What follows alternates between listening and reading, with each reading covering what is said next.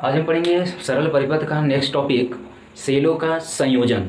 तो सेलों के संयोजन में दो तरीके के संयोजन पढ़ा जाता है, एक होता है समांतर क्रम संयोजन और दूसरा होता है श्रेणी क्रम संयोजन। तो समांतर क्रम संयोजन और श्रेणी क्रम संयोजन में सबसे पहले हम लोग पढ़ेंगे श्रेणी क्रम संयोजन। तो आपको मालूम होगा कि सेल के दो टर्मिनल होते हैं, एक पॉजिटिव टर्मिनल होता है और दूसरा निगेटिव टर्मिनल होता है। और सेल का एक अपना प्रतिरोध होता है, आंतरिक प्रतिरोध, जिसे हम स्मॉल आर से दिखाते हैं। और सेल का जो ऊर्जा होता है वैद्युत वाहक बल, उसे हम ई से दिखाते हैं। तो अब ये सेल का पॉजिटिव टर्मिनल, निगेटिव टर्मिनल, ये आंतरिक प्रतिरोध, ये वैद्युत वाहक बल है। ऐसे ही हमारे पास n नंबर ऑफ सेल्स हैं और उन सेलों को हमको जोड़ना है श्रेणी क्रम में। तो श्रेणी क्रम संयोजन कब बोलेंगे? जब सेल का निगेटिव टर्मिनल इसके आगे वाले सेल के पॉजिटिव टर्मिनल से जुड़ा हो और दूसरे का फिर से निगेटिव इससे आगे आने वाले पॉजिटिव से जुड़ा हो, ऐसे ही। यानी कि हर एक सेल का निगेटिव टर्मिनल उससे आगे आने वाले सेल के पॉजिटिव टर्मिनल से अगर जुड़े तो इस प्रकार के संयोजन को हम लोग बोलेंगे श्रेणी क्रम संयोजन। जैसे इस फिगर में दिखाया गया है, हमारे पास E1, E2, E3 dot dot dot En वैद्युत वाहक बल के n सेल्स हैं। वैद्युत सेल कितने? n नंबर ऑफ वैद्युत सेल है जिनका वैद्युत वाहक बल E1, E2, E3, E4 dot dot dot ऐसे En है। सब इसका निगेटिव इसके पॉजिटिव जुड़ा है, इसका निगेटिव इसके पॉजिटिव, ऐसे ही। तो इस प्रकार के संयोजन हम लोग बोलते हैं श्रेणी क्रम संयोजन।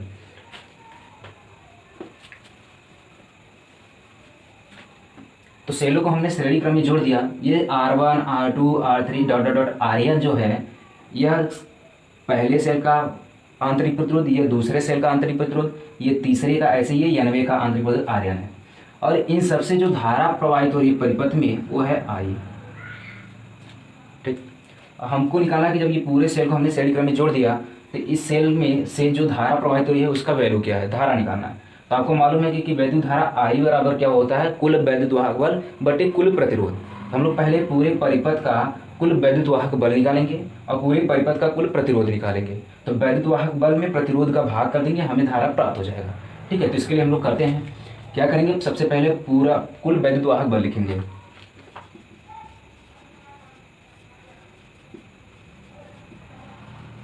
परिपथ का कुल वैद्युत वाहक बल, परिपथ का कुल वैद्युत वाहक बल हमने मान लिया कि E डैश है। ठीक, E डैश है तो E डैश इक्वल टू देखो E1 फिर plus E2 plus E3 plus dot dot ऐसे n बार जुड़ेगा En, ये वाला सबको हम लोग ऐड कर देंगे। फिर यहाँ पे मान लेंगे हम, माना जो हर सब वैद्युत वाहक बल है, यानी हर एक सेल का जो वैद्युत वाहक बल है वह बराबर है, यानी सभी सेल एक ही प्रकार के हो। तो अगर सभी सेल समान होंगे तो सबका वैद्युत वाहक बल बराबर होगा। तो हम मान लेते हैं कि E1 बराबर हो गया E2 के, और E2 बराबर हो गया E3 के, और ये बराबर हो गया E4 के, ऐसे ही बराबर हो गया डॉट डॉट डॉट बराबर En के। और सबका वैल्यू हमने बराबर मान लिया E के, यानी E1 का वैल्यू भी E है, E2 का भी है, E3 का भी E है, E4 का भी है। तब यहाँ पे वैल्यू रख लेंगे हम लोग। तो E डैश बराबर हमें क्या मिलेगा? E1 की जगह E प्लस, E2 की जगह भी E प्लस, E3 की जगह भी E plus dot dot dot plus En की जगह भी E लिखेंगे। तो ये E कितनी बार लिखा जा रहा है? n बार। अब E जोड़ते चले जाएंगे n बार, तो क्या आ जाएगा? n इंटू ई। तो E डैश इक्वल टू आ गया n इंटू ई। हमारे पास कुल वैद्युत वाहक बल हमको मिल गया n इंटू ई। अब हमें क्या चाहिए? कुल प्रतिरोध निकाल लेते हैं। तो परिपथ का कुल प्रतिरोध, तो परिपथ का कुल प्रतिरोध हम लोग मान लेते हैं R डैश है। R डैश बराबर, देखिए R1, R2, R3 एक ही लाइन में जुड़े हैं, मतलब श्रेणी क्रम में है। R1, R2, R3, R4 ये सब श्रेणी क्रम है, और ये डायरेक्ट किससे जुड़े हुए हैं? इस वाहक प्रतिरोध से। तो ये सभी श्रेणी क्रम है, साथ में इसके भी क्या है? श्रेणी क्रम है। तो सारे प्रतिरोध श्रेणी क्रम है, तो श्रेणी क्रम का रूल क्या होता है कि सारे प्रतिरोध को जोड़ देते हैं। R1 plus R2 plus R3 plus dot dot dot plus Rn, सबका आंतरिक प्रतिरोध हमने जोड़ दिया, और प्लस क्या है? ये कैपिटल आर, तो प्लस कैपिटल आर। फिर हम यहाँ पे मान लेंगे कि जो R1 है और R2 है, R3 सब बराबर हैं किसके? Rn, यानी सब सेल एक ही प्रकार के। जब हमने माना है सभी सेल एक ही प्रकार के हैं तो सबका वैद्युत वाहक बल बराबर है, तो सबका आंतरिक प्रतिरोध भी बराबर होगा। तो सारे सेल का आंतरिक प्रतिरोध बराबर है, और हमने मान लिया कि सारे सेल का आंतरिक प्रतिरोध क्या है? R है। तब R डैश बराबर हमें क्या मिलेगा? Which implies that R dash को R1 की जगह भी क्या रखेंगे? R, R2 की जगह भी क्या रखेंगे? R plus R plus dot dot dot plus R। कितनी बार R लिखा हुआ है? स्मॉल r n बार, तो n बार, और प्लस कैपिटल R लिखा हुआ है। फिर तो कैपिटल आर डैश क्या मिलेगा, आर को अगर एन बार जोड़ेंगे तो एन इंटू स्मॉल आर हो गया, फिर प्लस कैपिटल आर है। तो ये हमारे पास हो गया कुल प्रतिरोध, ये कुल वैद्युत वाहक बल और ये था कुल प्रतिरोध। अब हमें क्या निकालना है, धारा। अतः परिपथ में प्रवाहित कुल धारा I बराबर कुल वैद्युत वाहक बल बटे कुल प्रतिरोध। कुल वैद्युत वाहक बल बटे कुल प्रतिरोध क्या होता है, धारा। वैद्युत धारा I बराबर कुल वैद्युत वाहक बल कितना है, N इंटू ई, तो N इंटू ई अपान कुल प्रतिरोध कितना है, N r plus capital R, ये मिल गया धारा। हमने बोला था कि अगर सेल का प्रत्येक सेल का निगेटिव टर्मिनल उससे आगे वाले सेल के अगर पॉजिटिव टर्मिनल से जुड़े तो इस प्रकार के संयोजन को श्रेणी क्रम संयोजन बोलते हैं। समांतर क्रम संयोजन में क्या होता है कि जितने भी सेल को समांतर क्रम में जोड़ना है सभी सेल के पॉजिटिव टर्मिनल एक पॉइंट पे जुड़े होंगे और सभी सेल के निगेटिव टर्मिनल किसी दूसरे पॉइंट पे जुड़े होंगे, यानी सबका पॉजिटिव एक पॉइंट पे, सबका निगेटिव भी दूसरे किसी एक पॉइंट पे जुड़ा होगा। तो इस संयोजन को हम लोग बोलेंगे समांतर क्रम संयोजन। जैसे यहाँ पे फिगर में दिखाया गया है, हमारे पास n नंबर ऑफ सेल्स है, वैल्यू सेल, जैसे ये पहला सेल, ये दूसरा, ऐसे ही डॉट डॉट करके ये nवां सेल है। सभी सेल एक ही तरीके के हैं, एक ही प्रकार के सेल हैं, मतलब सबका वैद्युत वाहक बल और आंतरिक प्रतिरोध एक समान है। सबको समांतर क्रम में जोड़ना है, इसका मतलब ये कि सबका पॉजिटिव टर्मिनल किसी एक ही पॉइंट पे जुड़े होंगे। यहाँ पे देखिए तीनों का पॉजिटिव टर्मिनल यहाँ पे जुड़ा हुआ है और तीनों का नेगेटिव टर्मिनल यहाँ पे जुड़ा हुआ है, तो सबका पॉजिटिव एक पॉइंट पे, सबका नेगेटिव भी किसी एक दूसरे एक पॉइंट पे जुड़ा हो। तो इस प्रकार के संयोजन हम लोग बोलेंगे समांतर क्रम संयोजन।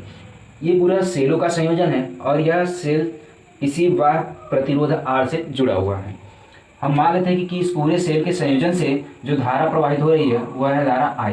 इसी I का कैलकुलेशन हमें करना है। जैसे श्रेणी क्रम संयोजन में हमने देखा था कि वैद्युत धारा I को निकालना था, तो वैद्युत धारा I बराबर क्या होता है, कुल वैद्युत वाहक बल और बटे कुल प्रतिरोध। यहाँ पे भी हमें वैद्युत धारा I निकालना है, तो सबसे पहले हम क्या करेंगे, पूरे परिपथ का वैद्युत वाहक बल निकालेंगे, फिर पूरे परिपथ का प्रतिरोध निकालेंगे, वैद्युत वाहक बल में प्रतिरोध से भाग करेंगे तो हमें क्या मिलेगा, वैद्युत धारा। ठीक है, तो चलिए अब देखिए यहाँ पे वैद्युत वाहक बल ई सबका ई वैद्युत वाहक बल है, और आपको मालूम है कि सभी सेल एक समान हैं, तो सभी सेल एक समान है तो सबका वैद्युत वाहक बल एक ही है, और साथ में सभी सेल जो है दो बिंदु के बीच में ही जुड़े हुए हैं, और सबको मालूम है कि दो बिंदुओं के बीच में जो वैद्युत वाहक बल होता है वो हमेशा बराबर होता है, यानी सबका वैद्युत वाहक बल कितना है, ई है, और इन सभी ई का परिणामी जो आएगा वो भी कितना होगा, ई ही होगा। तो कुल वैद्युत वाहक बल हमारे पास कितना है, ई।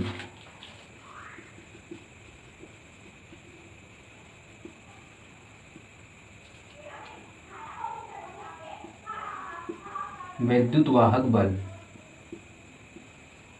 बराबर कितना है, क्योंकि सभी सेल दो बिंदु के बीच में है ए और बी, तो वैद्युत वाहक बल इन सभी के बीच में वैद्युत वाहक बल कितना होगा, ई। अब हमें क्या निकालना है, प्रतिरोध। तो प्रतिरोध देखिए आर, ये भी आर, ये भी है, सब समांतर क्रम में जुड़े हैं, तो आपको मालूम है समांतर क्रम का जो तुल्य प्रतिरोध होता है उसके लिए फार्मूला क्या होता है,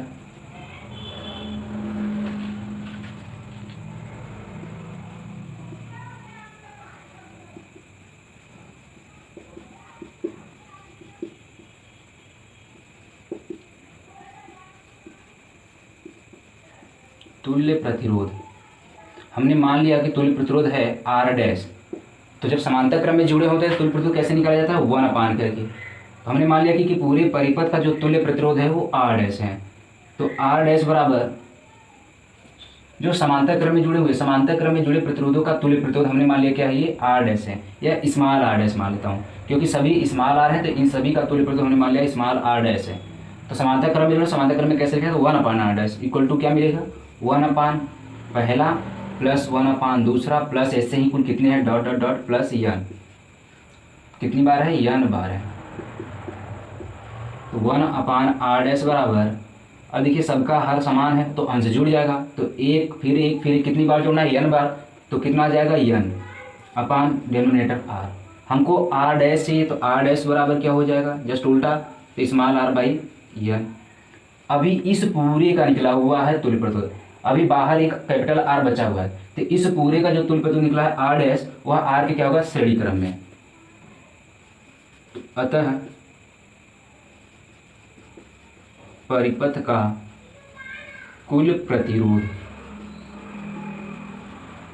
हम मानते हैं आर डैश है। आर डैश बराबर क्या होगा, ये small r dash plus capital R, small r ये यानी ये पूरा और प्लस कैपिटल आर। तो स्मॉल आर डैश का वैल्यू कितना है, स्मॉल आर बाई एन और प्लस कैपिटल आर, ये आर डैश इसको मिला। और हमें चाहिए धारा, अतः प्रवाहित धारा आई बराबर कुल वैद्युत वाहक बल ई और बटे कुल प्रतिरोध कितना है, capital R dash. E upon capital R dash का वैल्यू कितना है, small r upon n plus capital R. तो आई बराबर क्या हो जाएगा, capital E upon small are plus इसका इसमें multiply n capital R upon n, ये एन चला जाएगा ऊपर।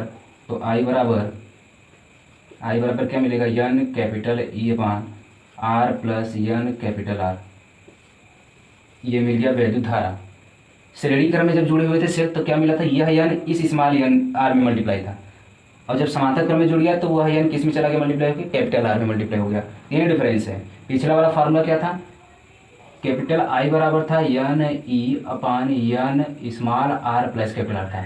तो यहाँ एन स्मॉल एन में आर में मल्टीप्लाई था और यहाँ एन किस में मल्टीप्लाई, कैपिटल आर में मल्टीप्लाई, ये डिफरेंस।